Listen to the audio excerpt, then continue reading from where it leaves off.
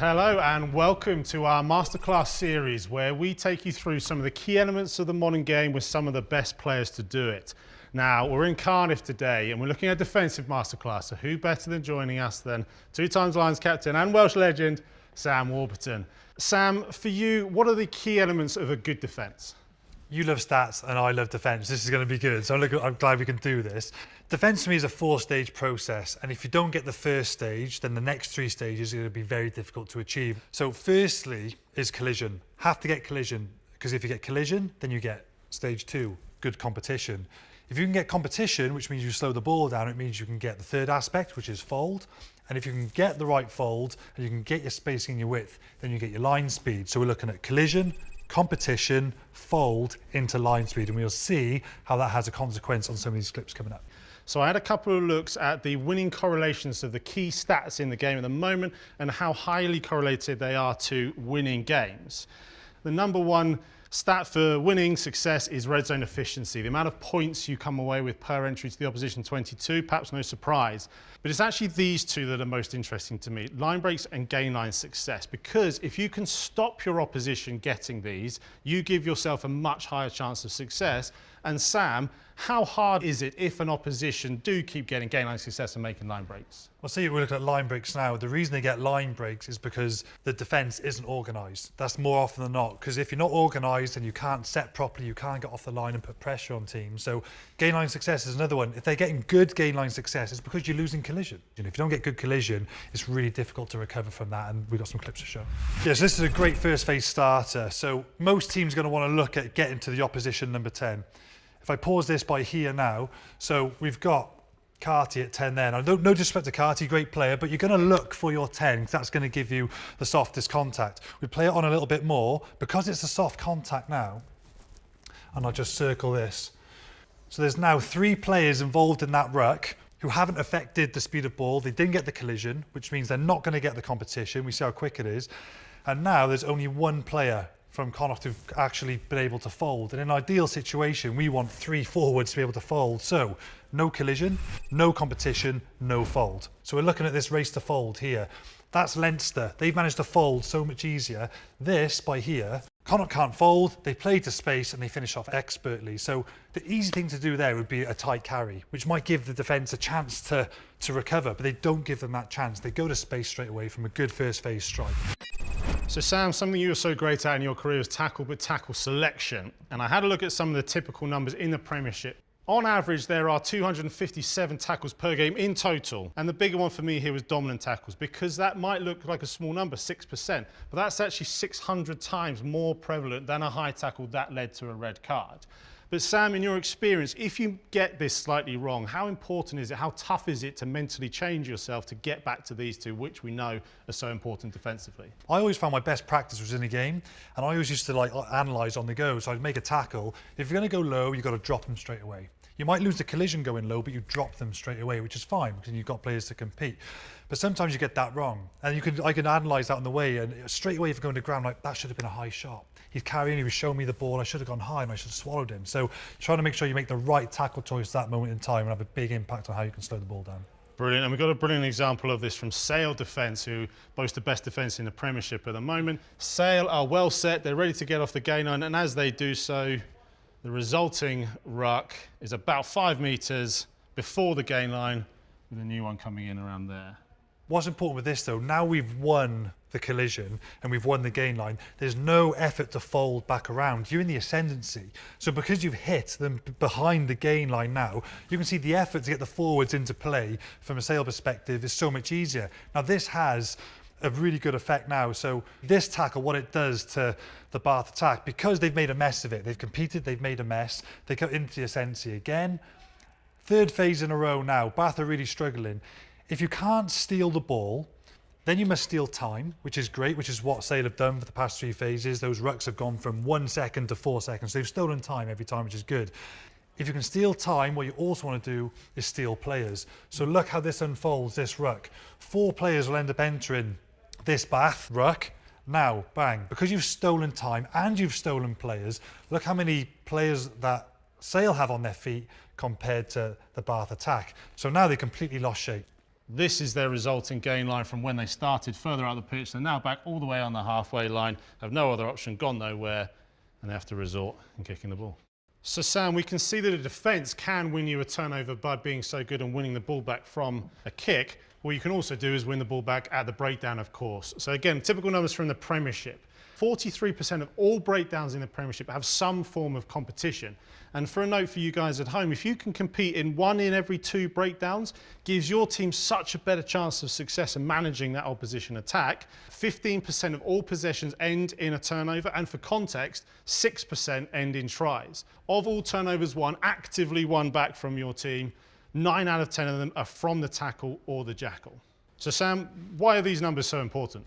Well, just like every forward and back now is expected to catch and pass, this is where defence has really moved on in the game over the past 10, 20 years. If you can get this number to over 50%, and that's not just your number 7s, your wingers need to be able to go in and slow the ball down, your 9s need to be able to go in, your centres, your back row, your front row. If everybody can contribute to this number, it'll have a huge effect on your defence. And we've got an example from Will Evans. He's made the most turnovers in any competition across the season to this point.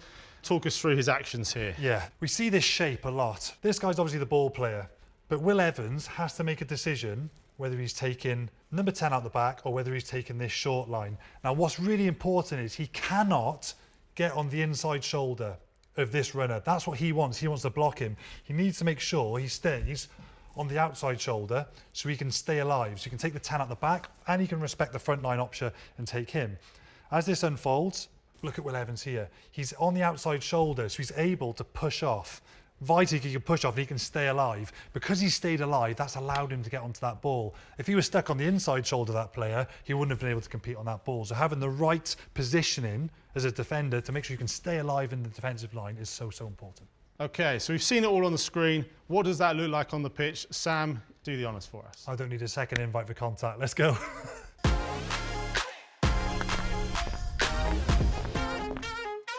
Welcome. Today we're going to do what is called a defensive masterclass. So it's going to be some competition on the ball and we're going to put that into a game situation. So what is the one thing as a defence you want to take away from the attack? Space and time. So when you've got to think of your footwork, we're coming round. We do big paces, 1, 2, 3, take away your space. Then we go short steps and that's when we can explode as well.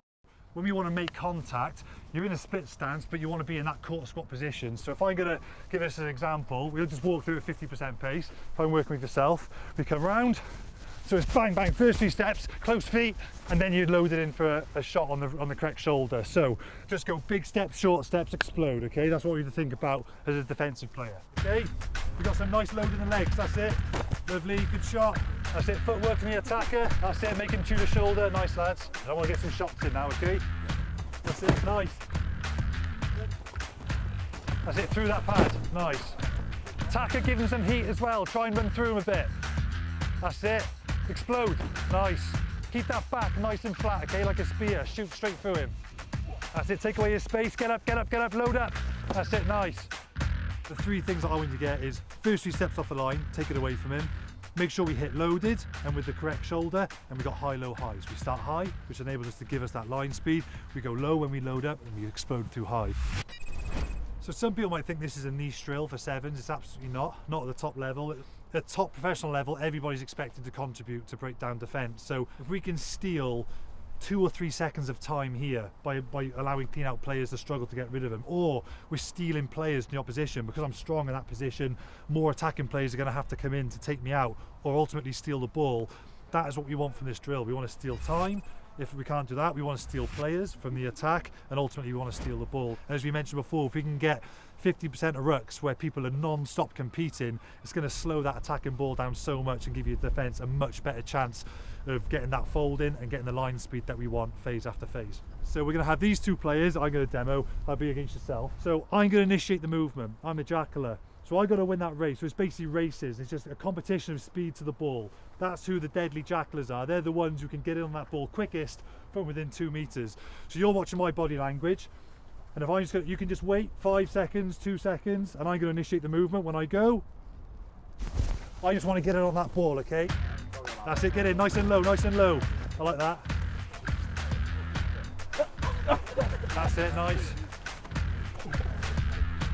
when I see a good jackal in the game, it's not necessarily because the jackal is so good, it's because you look at the attacking player and he hasn't won that race. He hasn't worked hard to get to that ball. It's been someone's been quite lazy. When that contact situation happens, you have to perceive as soon as that contact's made, it's a race to get in there. And the slow, sloppy players that get picked up on it, where they don't have that urgency to get to the balls. Just to tee up the next bit, lad, I'm just going to run some attack, feed, defence, okay? So if you can split into 7 and 7, even split it back and forwards, that would be perfect. So let's go defence by this side, and we'll go attack this side. Attack will need a number 9. I'm going to give you, some ball you're going to play off is going to be like 1 second ball, so it's going to be really quick, so they're going to be pretty disorganised, they're not going to have time to fold. Some of the ball I'm going to give you is going to be like 4 or 5 seconds, which is obviously going to give them a lot longer to fold. So I'm just going to give a number, okay? So whatever number I give, I say 1, only one of you folds. If I say 4, all 4 of you can fold, okay? And you just get into your defensive shape from there. Okay. 4. Ready? 4.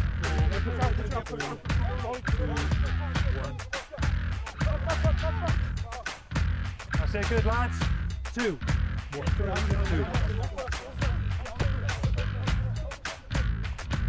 Nice lad. Okay, 1, 2, 1. That's it, go, go, they got to break him. That's it, push off, that's all right. Well done forwards, 100%. So Sam, can you summarise all the elements that we've been through today with the boys, and what are those key elements of a good defence? Yeah, so right back to the start when we said about that 4-stage process for defence. The first stage is winning that collision. If you win that collision, then you're more often not able to get competition on the ball. If you get those 2 things right, then you get the fold, which is what we want from a defensive system, and then you can get that line speed. So the positive knock-on effect it has for your next defensive set is absolutely enormous. Thank you to the Cardiff Met boys. I hope you've learned something from Sam there. Thank you to Cardiff Met for having us. Thank you to Sam for taking us through everything. This has been our defensive masterclass.